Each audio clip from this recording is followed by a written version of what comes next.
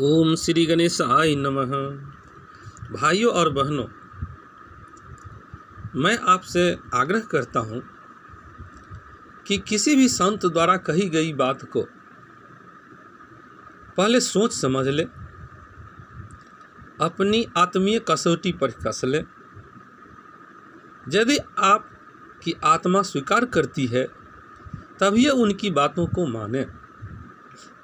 जितने भी संत आए हैं अपने अपने ढंग से कहे हैं, लेकिन यदि आपको लगता है कि शास्त्र सम्मत बातें हैं, यदि आपकी आत्मा स्वीकार करती है तो उनकी बातों को आप माने।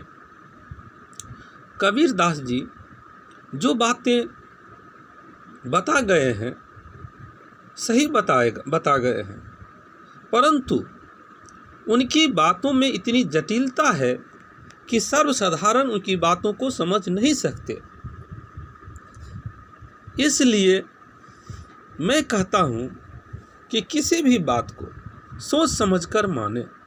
शास्त्र की पंक्ति को हो सकता है कि कोई महात्मा उल्टी बोल दे अथवा वे सीधी बोले और समझ पाए उल्टी, तो फिर दिशा बदल सकती है, गलत हो सकता है। इसलिए कोई भी महात्मा बोलते हैं तो उनकी बात को 100% कसौटी पर कसकर ही माने। विवेकानंद जी कहते हैं कि यदि मैं भी कुछ कहता हूँ तो आत्मीय कसौटी पर उनको कस लीजिए। यदि आपकी आत्मा मानती है, स्वीकार करती है तो मानिए। पहले उसको प्रैक्टिकल में ढाल के देखिए कि क्या यह सही है या नहीं है। जब कबीर दास जी लोगों को उपदेश देने चले थे, उस समय कुछ ऐसी घटना हुई थी कि उनकी वाणी को जटिल बना दी गई थी। वे जो बोले हैं इतनी जटिल है कि सर्वसाधारण उनका अर्थ सही से नहीं समझ सकते। जैसे वे बोले हैं कि पोथी पढ़ जगमुआ पंडित भया न कोई, 2.5 आखर प्रेम का जो पढ़े सो पंडित हो। अब समझिए कि पोथी पढ़ के तो कोई पंडित नहीं होता जब तक वह 2.5 आखर प्रेम का नहीं पढ़ते।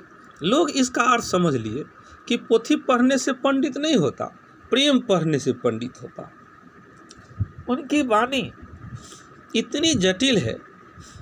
अब इसी वाणी को इस तरह से कहा जाए कि पोथी पढ़ जगमुआ पंडित भया न कोई, 2.5 आखर प्रेम से पढ़े सो पंडित होई।